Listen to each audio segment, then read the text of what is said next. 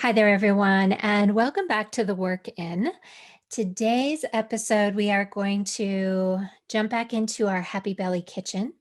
And I wanted to share with you a presentation that is near and dear to my heart.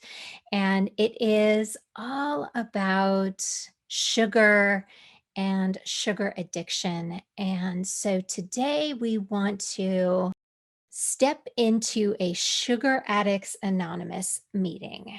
For myself, sugar has been the biggest nemesis in my journey towards a healthier metabolism, a healthier gut, healthier overall relationship with food. Like most Americans, I used to eat a majority of my calories from carbohydrates. It's taken me really years to get my sweet tooth and my sugar addiction under control. And I have to say, I still struggle with it sometimes. I still give into it sometimes. But for the most part, I feel like have a very different eating pattern today than I did even 4 or 5 years ago. But it's taken quite a bit of time. I used to eat Pop Tarts for breakfast. I'd go teach 3 classes, kickboxing, sculpting, whatever. And then by the time I'd get home, I'd be starving, literally starving. I could hardly stand it. And then I would go and make myself a couple of loaded baked potatoes for lunch. And then crash, like literally collapse on the couch until my kids would get home from school. And then dinner was usually based around some more potatoes, Midwestern girls, so meat and potatoes, or pasta or rice and corn. Really, I was never a big green vegetable person. I don't naturally gravitate towards vegetables.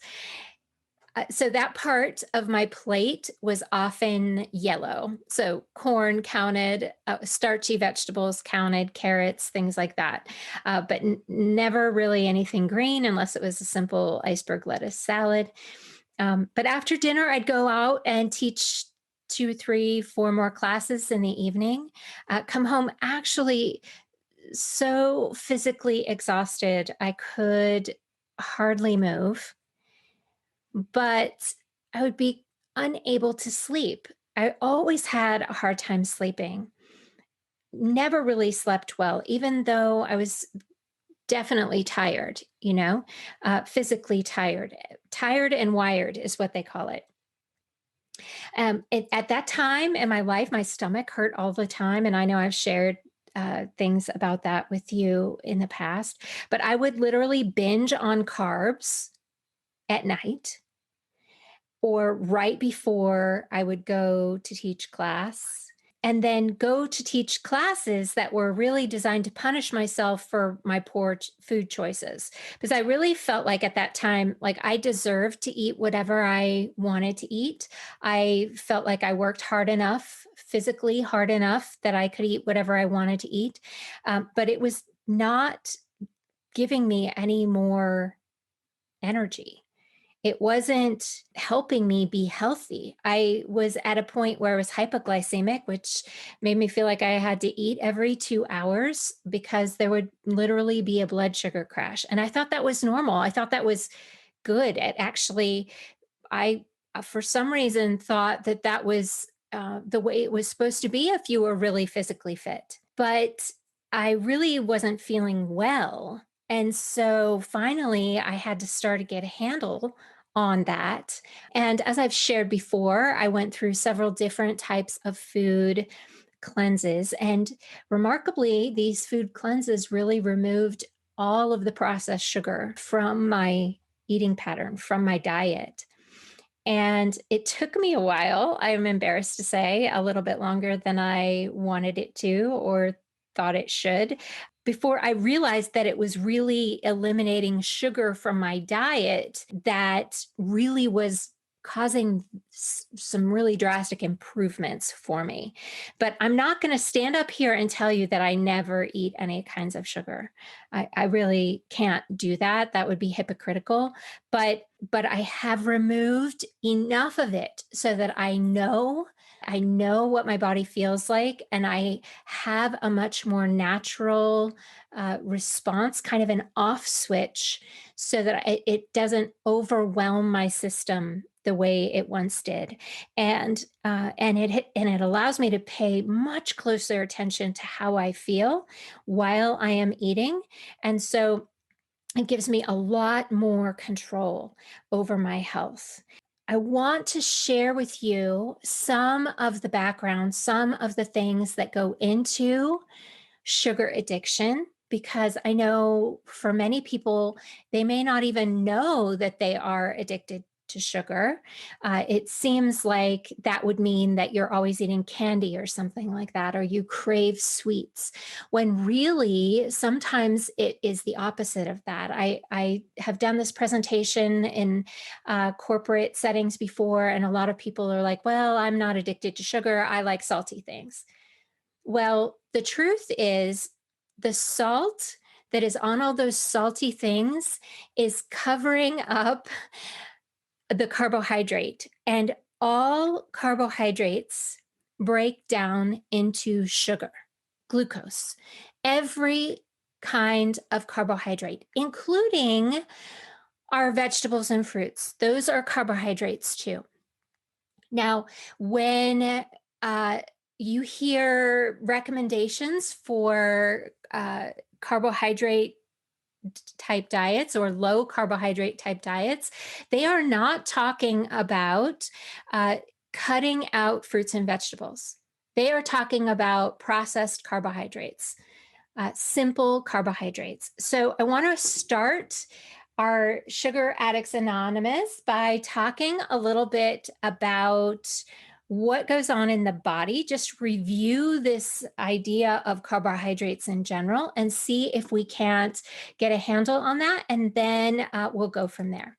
So let's talk about sugar, right? We think of sugar as table sugar. Sugar is a carbohydrate, but carbohydrates come from a lot of different things. They're broken down into either complex carbohydrates or simple carbohydrates, right? So all carbohydrates are going to break down eventually in the body to glucose, but from the complex carbohydrate side, you have a lot more fiber involved there. Those carbohydrates are digested and then absorbed, broken down into glucose, and then they enter the bloodstream very, very slowly. Complex carbohydrates enter the bloodstream slowly, okay? Because of all the fiber and nutrients attached. Now, the simple carbohydrates, especially in the form of added sugars, the sugars that are not naturally in whatever food that is, those are stripped out of other foods and put into other forms. So you have glucose, but then, for example, fructose comes from fruit, it's stripped out of fruit and then pumped into other foods. So you've got glucose and fructose. Those are the simplest forms of carbohydrates, and they're just kept in that simple form and then put into foods. Now, these are absorbed into the bloodstream almost immediately, beginning at our mouth. And we're going to talk a little bit about that sensation of sweetness in a minute. But for Americans, we consume 156 pounds of sugar per year. Now that's really high. That's really high. If you Google that, you're going to be like 156. Sometimes you'll see 152. That's total sugar. But what the important thing to pull out of there is it's the added sugar that's the problem. The added sugar into foods that is hidden. Only about 29 pounds of that 156 comes from a sugar bowl. This is average, okay? So you have to kind of average this over the total population. I happen to have had a family member that would go through a 10-pound bag of sugar every week. He would pump that into his coffee. I'm not kidding, 10 pounds of sugar in 1 week. The rest of that is made up of added sugar that is in our processed foods, and I would say a majority of that comes in our beverages, right? So think about our what you drink. That could be alcohol, but it's most likely soft drinks, right? Uh, Coke, Pepsi, Mountain Dew, tons of sugar in that stuff that we don't even recognize off the bat, right? There's more than 60 different names for sugar on ingredient levels. They keep changing them, kind of sneak them in there. And you might be surprised by some of the things on there where you would think, oh, well, sugar isn't even on this ingredient label, but really there's like 4 or 5 different kinds of sugar in that ingredient label. People can only safely metabolize about 6 teaspoons of added sugar per day, but the average American consumes about 32 teaspoons per day. And I would say that is not on purpose, right? That is just if you're not paying attention to what you eat, you could easily get 32 teaspoons of sugar per day, if not more than that, right? So let's look at what happens in the body when we eat, when we consume sugar as glucose, right? So we think of sugar as glucose. Maybe some of you have had a glucose test, right? Where they test the glucose in the bloodstream. But what happens in the body when we eat sugar is that insulin is released to help the cells absorb excess glucose in the bloodstream. So we've eaten something, it's breaking down in the body. The body is saying, "Hey, here's a bunch of glucose. I'm going to send it through the bloodstream, and somebody needs to do something with it." That's insulin's job. So insulin is released from the pancreas, and it helps your cells absorb anything that doesn't get burned up by movement. Now, here's a lovely picture of my cutie Remy when he was a puppy. And that dog had just 2 speeds. It was either on or off. And he was a very, very bouncy puppy. And he reminds me of somebody on a sugar high, right? We've got all of this sugar and energy running around the body, and it gives us lots of energy. If you burn it off, then it doesn't need to be stored. Okay. If you don't burn it off, insulin is going to send it to several different places, the liver, the muscles, and then into the fat cells to be stored. So that's insulin's job, right? When insulin has done its job, the blood sugar levels are going to drop back down again, right? We come off of that energetic sugar high, and it can, if we've had way too much sugar, if that's a big drop, a big fast drop from simple carbohydrates, the straight up glucose and fructose, can drop you down below the energy levels that you started with, which leaves you very sluggish and sleepy and tired, just like my little Remy here. Okay. And so that's what's going on in the body. Very simple thing right there. Okay. And simultaneously, along with that, we have something going on in our brain when we eat that sugar, when we eat that carbohydrate.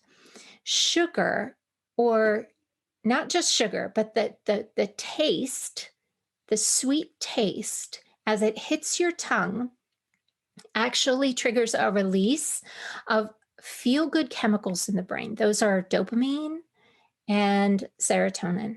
Okay. So dopamine is responsible for this pleasure and motivation response in the body.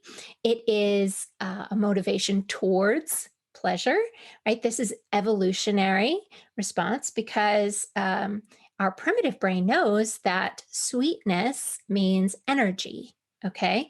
And the brain wants to help us survive for longer. And so if it is sensing this sweet, it knows that this is going to be a lot of energy for us to consume. So it makes us like it, right? It makes us feel good. The brain tells you to feel good. This is also where some of that comfort food comes from, right? That idea of comfort food, where we just feel really good after a big pasta dish or macaroni and cheese or something like that.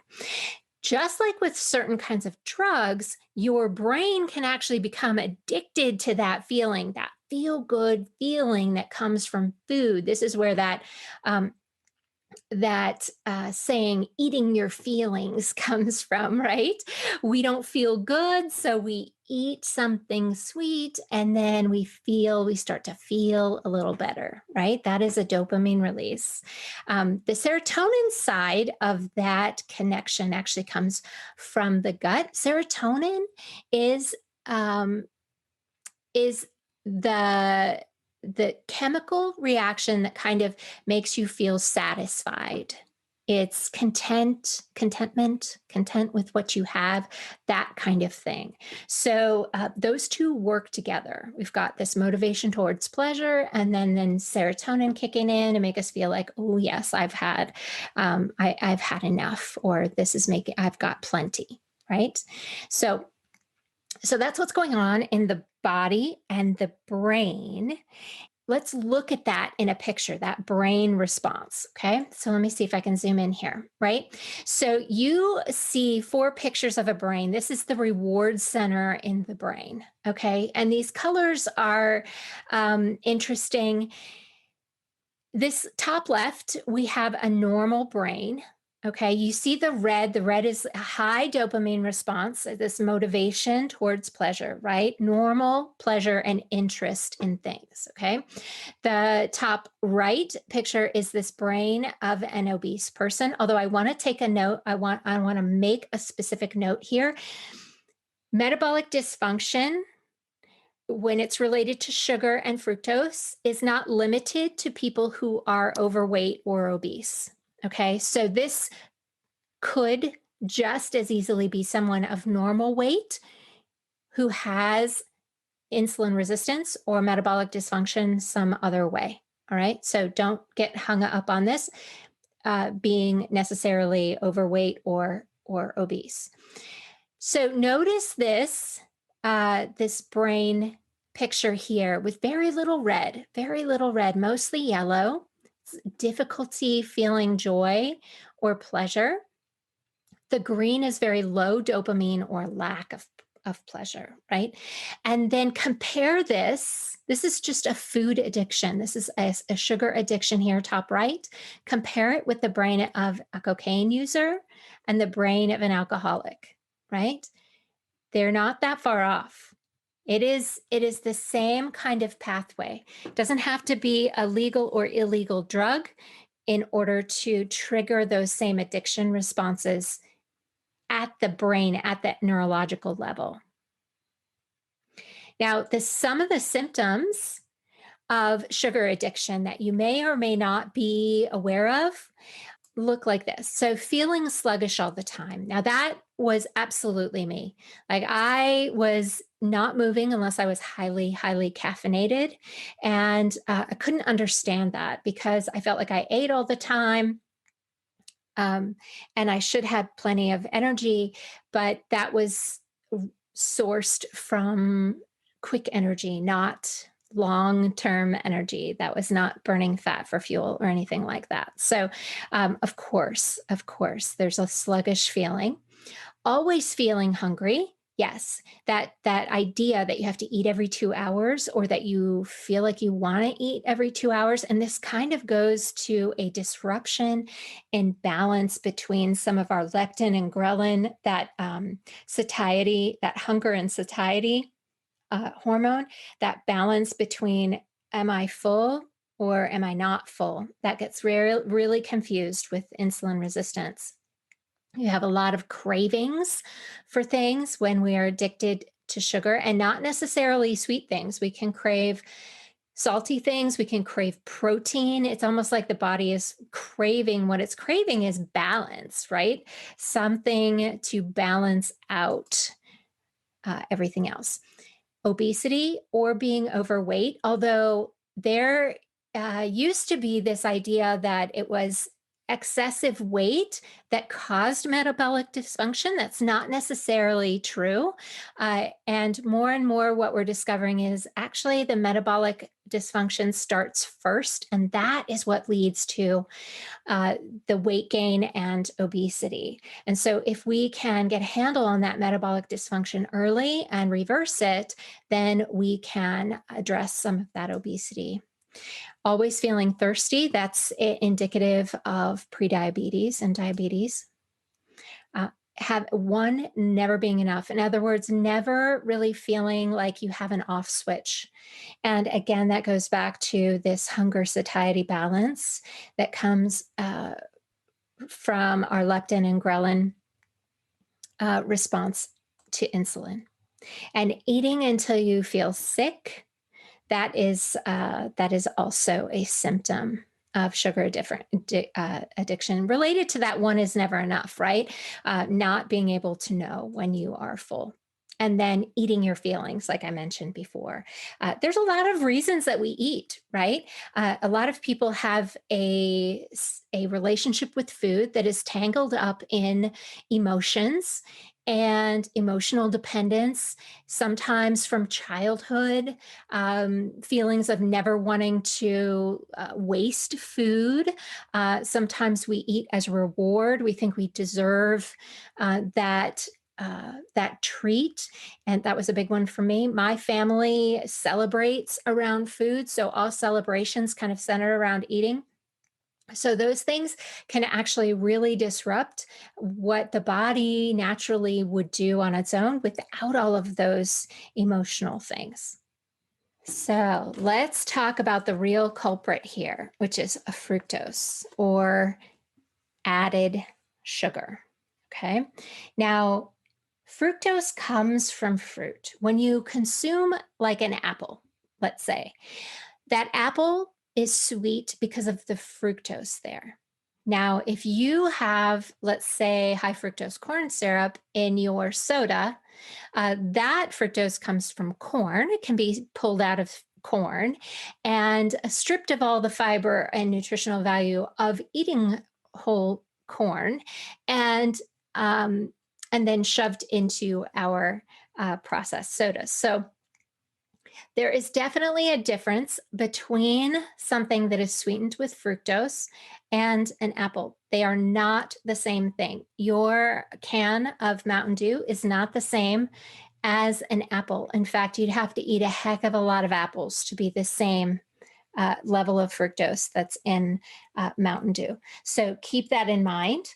But I do want to make a note here that fructose is not measurable in the bloodstream. When you get a glucose test, blood glucose does not tell you how much fructose is in the bloodstream. And that's going to matter here in a minute when we talk about that. All right. So fructose is 20% sweeter than just table sugar. So it's going to blow your palate out of the water, right? There's nothing as sweet in nature as an Oreo cookie. You just cannot find that same level of sweetness. And so it destroys what we naturally think of as good. And the brain just kind of gets a little bit confused. Remember that brain response with dopamine? You have something with fructose in it, and the brain is like, wow, this thing is amazing. We need way more of this, because it doesn't understand that that's not real. It's just the sweet flavor. Okay. It overwhelms the system. Fructose can only be metabolized in the liver, just like alcohol. Alcohol and fructose, it doesn't get metabolized like glucose does, where glucose gets pulled out of the food through the digestive process, and it's broken down and then absorbed into the liver, the muscles for instant energy, and then sent into those cells to store it later, the fat cells. No, fructose goes straight to the liver, and then once it's in the liver, it's broken down into actual droplets of fat and stored there. That should make you a little bit nervous. It tricks the body into gaining weight. Okay, it tricks the body into gaining weight because there's nothing of nutritional value. It disrupts the leptin signaling from the fat cells. So let's talk about that. How does it do that? How does it trick the body? Fructose overloads insulin and leptin. So leptin is created in your fat cells, it's released by fat cells, and it signals your appetite control in your stomach to shut down. It basically tells the body, hey, you have enough energy. You don't have to eat anymore. Okay. It triggers the reward centers in the brain to the point that the desire to eat never gets shut off. Everything gets confused there. All right. So that's how fructose actually starts to trigger this weight gain. It's very subtle and insidious. What we're talking about here is the beginnings of metabolic syndrome. Okay. Metabolic syndrome is a group of symptoms that are directly related to excessive fructose in the diet. However, we don't have a way to test for excessive fructose in the body yet. There's just other outside symptoms that you can look for. And what are some of those symptoms? Insulin resistance that leads to elevated blood sugar, right? So when they test your blood, they're testing for glucose in the blood. All right. When insulin can no longer put glucose into the fat cells, it just pumps out more insulin, but the cells won't take any more glucose. So you've got all this extra glucose floating around in the blood. All right. That's what that test is measuring. Another symptom of excess fructose in the body is obviously weight gain and particularly abdominal obesity. So this is just highly related to metabolic syndrome in general. It tends to lay on fats around the center of the body. Okay, you tend to have a decreased HDL, which we think of as the good lipoproteins, the good cholesterol, and it increases LDL. And there's a really striking elevated triglyceride level. Okay, so it's not just higher LDL levels. It's very high triglycerides, very closely related to excessive amounts of fructose and glucose too, but fructose especially in the bloodstream. And then high blood pressure. Now, you don't have to have all of these to have metabolic syndrome. There are people who are at normal weight, like I mentioned before. You can be at normal weight and still have metabolic syndrome. Okay, you can have everything else going on and still have no obesity necessarily. So that does happen in about 20% of people. So it don't think that because you are normal weight or you don't have a weight problem that this cannot happen to you. What we are especially concerned about is this non-alcoholic fatty liver disease. That doesn't necessarily show up on the outside of your body. So what is non-alcoholic fatty liver disease? It's basically cirrhosis of the liver. That is something we think about for alcoholics, but without the alcohol. Okay, because fructose is metabolized exactly like alcohol. The excess glucose beyond what the liver can store, anything that's beyond what the liver can store, and any fructose that's floating around in the body, both of those get converted to fatty acids and then stored as fat in the liver.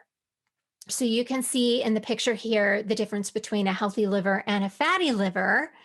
The liver cells are actually being replaced by fats, which enlarges the liver there.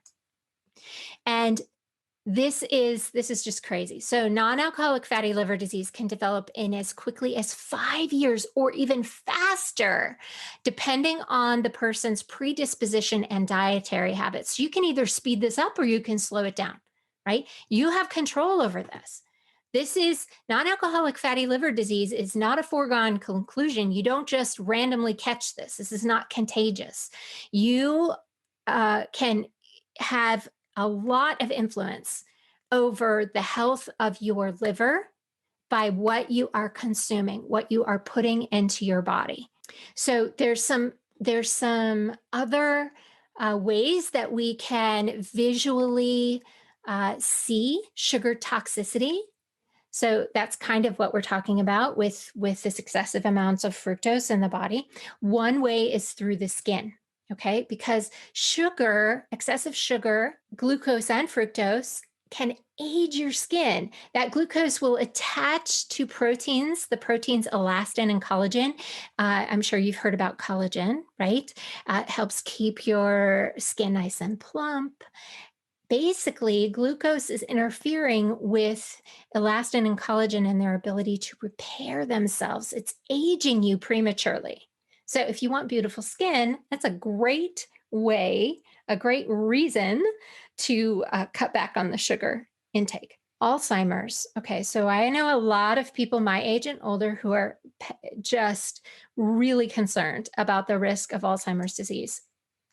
A high fructose diet is highly correlated with an increased risk of Alzheimer's because although they're not certain exactly what causes Alzheimer's, they do understand that these metabolic pathways that lead you to type 2 diabetes possibly are the same pathways that lead us into Alzheimer's. Okay, so um, if for no other reason than you want to lower your risk, then making it easier for your brain to function by keeping the sugar out of your diet, the excessive amounts of sugar out of your diet is a great reason to do it. The other piece here is flat out, straight up organ damage. Okay, so sugar filled blood, when your body is overwhelmed with excessive amounts of sugar that cannot be stored, the blood becomes thicker, like almost like sludge or basically syrup. So that thickening of the blood damages any organ that relies on really tiny blood vessels, which we have a lot of those: the kidneys, the brain, the eyes, the heart. And anytime we have damage to any part of the body, but blood vessels especially, what happens? Well, the body increases inflammation as a way to try to heal that damage. And inflammation is going to lead to some really serious types of problems for us. Like what? Like a higher risk of chronic kidney disease, kidney failure, high blood pressure. Obviously, if you've got inflammation in those blood vessels, it makes it harder for the heart to pump. There's a higher risk as a result of that of heart attack and stroke. Okay. Because like we said before, metabolic syndrome increases LDL and triglycerides. You've got a lot more fat then floating around, cholesterol floating around in your bloodstream, waiting to get stuck somewhere. That's basically what a heart attack and stroke are. So the other piece to this is that there's some research out there, some new research out there, is that fructose in particular promotes cell division and speeds up growth of cancer. Okay, so basically it allows cancer to spread faster. Right? That all by itself, if nothing else, is a reason to pull back on the sugar. We can actually starve those cancer cells by removing their source of energy. Okay. So something to think about, especially if you or someone you know is higher risk for breast cancer or any other type of cancer, or you've had cancer in the past and you're moving out of that. I mean, this is a way that you can support your body to heal itself without possibly relapsing. Okay. Now, I don't want to give you all this bad news without giving you some tools or some suggestions to help you break that addiction. But keep in mind, this is an addiction. Okay. This is an addiction. This is not something that's going to be like a one or done kind of thing, like, oh, just do this and you'll never want anything with sugar in it ever again. Because I know it's not that easy. I've done it. I've done it. I've done it cold turkey. It is really, really difficult. You have to have a big reason to do it. Otherwise, it's just as difficult as breaking any other addiction. And if you want to go cold turkey, that's that's fantastic. I'm all for it, right? Just be prepared for the withdrawal and there will be one. And it's sometimes just as hard as anything else, right? You're not going to be a really happy camper for a few weeks. You might be kind of hard to be around. It will be worth it at the end once your body gets back to quote unquote normal or a more natural energy uh, breakdown for yourself. So just keep that in mind. Another way besides cold turkey is to start to replace things, right? So instead of saying, I'm not going to eat anything sweet ever again, substitute the things that you know have excessive amounts of sugar in them with whole fruit. Okay. And we say whole fruit because you're going to get the added nutrient benefits, the antioxidants, the vitamins, things like that, plus the fiber from that fruit in your diet. And so keep in mind that it has to be the whole fruit. There are a lot of fruit juices out there, and they are sweeter sometimes, have more added sugar than actually soft drinks. So please be wary of that as far as what you are substituting in your diet. But whole fruit is a fantastic way to do it. The next thing to help you break that sugar addiction is to really purge your pantry, to clean out your pantry of all trigger foods. Okay, so there's a lot of things that we eat together with other things that kind of feed on each other, right? And this may go for alcohol consumption as well. But specifically, those soft drinks and the things that you drink sometimes will trigger you to eat more. So let's say you're having kind of an afternoon slump and you go and you have a soft drink with caffeine in it, and the sweetness there is looking for balance, and so you grab the chips and the Cheetos and the crackers and the cheese, and before you know it, you've consumed all kinds of excess of calories. So we want to look for those trigger foods, try to get them out of your house, and then have a backup plan for any cravings, right? So we want to find a way to distract ourselves. Staying busy is a great way. If you've got something that you can do with your hands that will keep them out of the bag of chips or out of the bag of cookies. And if there's no cookies in the pantry, you won't have to worry about that. But having that backup plan and starting that plan before you get to the point where you absolutely cannot stand that craving anymore is always a good thing to do. We want to keep lots of healthy snacks nearby. Again, we are replacing things with something healthier.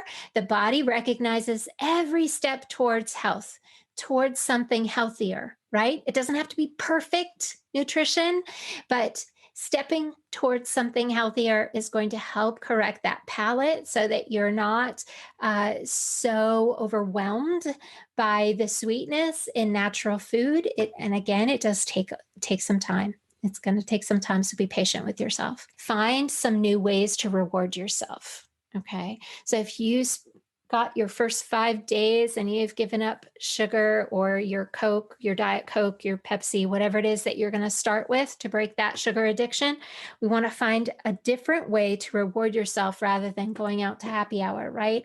We want to find rewards that are not centered around food and sugar. And that might be a little challenging, but you can get creative, maybe go for a walk with a friend, visit a museum, whatever, do something out of the box, out of the ordinary.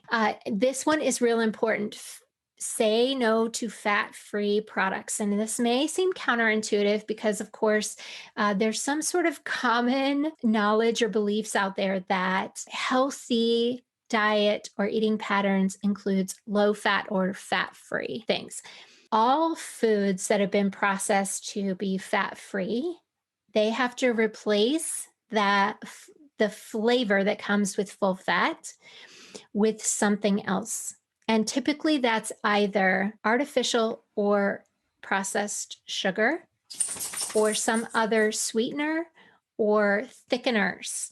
So you are getting not the whole food anymore. And if you stay with your full fat options, you actually don't need to eat as much of them in order to get the same satisfaction, the same response. So if we're removing sugar, then we also get to remove the fat-free products. Okay. So we're going to talk about artificial sweeteners in just a minute, right? Because we need to ditch those artificial sweeteners. And you may say, what, but why should we ditch artificial sweeteners? We can keep the sweetness without the calories, but it isn't the calories from the sugar that is the problem for the body. Okay. It is the fructose itself that causes the issues in the liver, and the excessive amounts of the glucose. All right. So it isn't necessarily the calories, it's the molecule itself. So let's take a deeper look into artificial sweeteners. Okay. So here's some of them you've probably heard of: aspartame, sucralose, saccharin, neotame, things like that. These actually trigger the exact same insulin response in the body as sugar does. Okay. So if you are trying to change your metabolism, if you're trying to correct metabolic dysfunction, we need to alter our insulin response. We need to correct our insulin response. Okay. These are 600 times sweeter than table sugar. Okay. So it's going to blow that dopamine response in the brain. Ooh, it's just going to blow your mind. All right. So, they make all other natural foods not taste as good because there's nothing in sugar that tastes nothing in nature that tastes as sweet as artificial sweeteners. There's absolutely zero nutritional value, right? These are all like 0 calories, right? Quote unquote 0 calories, but there's no nutritional value. They're non-nutritive, they're addictive, they worsen insulin sensitivity, which actually will promote weight gain. They disrupt the microflora, the gut microflora, which is really big because there's a high correlation between a disrupted microbiota in the gut and obesity, as well as mental health issues. Okay. And there are so many safer options, alternatives to artificial sweeteners. Okay. Let's look at some of those. All right. Some natural alternatives to refined sugar. Refined sugar, that's white sugar that is 50% fructose, 50% glucose. Right? We have honey, right? So honey is still sugar, but pretty sure most people cannot eat the same amount of honey as they could straight table sugar. Like it just doesn't work that way. But you do have to keep that in mind. If you just need a little bit of a hit of something sweeter, honey is a good option. There's also some other health benefits from honey as far as like allergy responses and immune system responses, things like that, with local honey. So that makes it a little bit better option. Now we have this thing called stevia, which is an all-natural sweetener. Stevia is tricky because it's not a one-to-one replacement for sugar. So you have to be very careful if you're using it. It comes in liquid form, in powder form. Personally, I don't like the aftertaste. It can be very bitter. I guarantee you, if you chew on a stevia leaf, it doesn't taste sweet like sugar. Okay, there's a lot of processing that goes into it. If you must have it, then it's a good option. And then we also have sugar alcohols like erythritol or xylitol. You want to be careful with xylitol if you have pets. It's toxic to pets. Sugar alcohols are and can be a one-to-one replacement in baking, especially erythritol. Again, you may or may not like the taste. It's not the same as sugar. It is sweet. I can taste a bitter aftertaste there. So I am not a fan. I would just rather cut way, way, way back on the actual sugar personally. We have another presentation. We can do another podcast on replacing sugar in actual action, right? Some different ways that you can get the same kinds of flavor in your baking and in your food, which we can talk about at another time. But that is an option, right? So if you are choosing one of these, just keep in mind that there's sometimes still an insulin response. Honey will give an insulin response. Stevia will give you a slight one.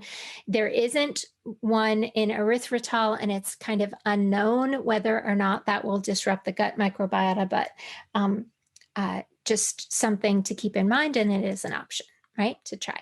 We've got maple syrup. Again, I can't imagine you replacing one-to-one of anything with maple syrup, but a touch of that is not terrible. And I will say, for me personally, although I like maple syrup, I have to say that since I corrected my palate for sugar, I really barely put any syrup. It's almost too sweet for me now.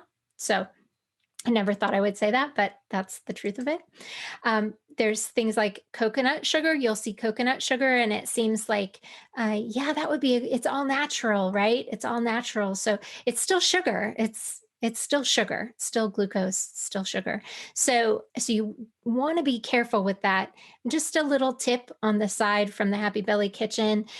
Most recipes, you can cut the sugar in half and not change anything about the texture of whatever you're making.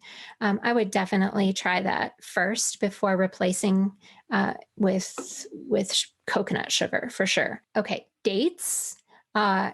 Mashed up dates. There's lots of recipes that use dates or monk fruit, sugar that comes from dates or monk fruit. So another option. Dates have a lot of fiber there too, so it's going to slow down that absorption in the body. The slower it gets into your bloodstream, the better. And then straight up real fruit. So the interesting thing, when you cook fruit, when you cook it down, like when we turn apples into applesauce, it concentrates the sugar. Same thing with other types of fruit as well.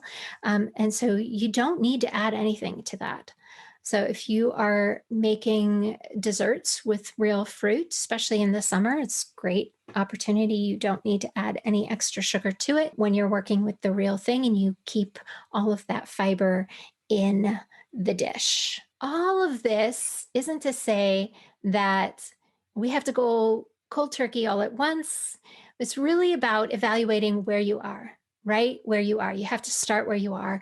And if you are at the point where you're just sick and tired of being sick and tired, sugar is the first way to help affect your overall health. And it can make huge difference in the way you feel, your energy level, how you sleep, your gut health, your metabolic health, and that is going to go such a long way towards health for you.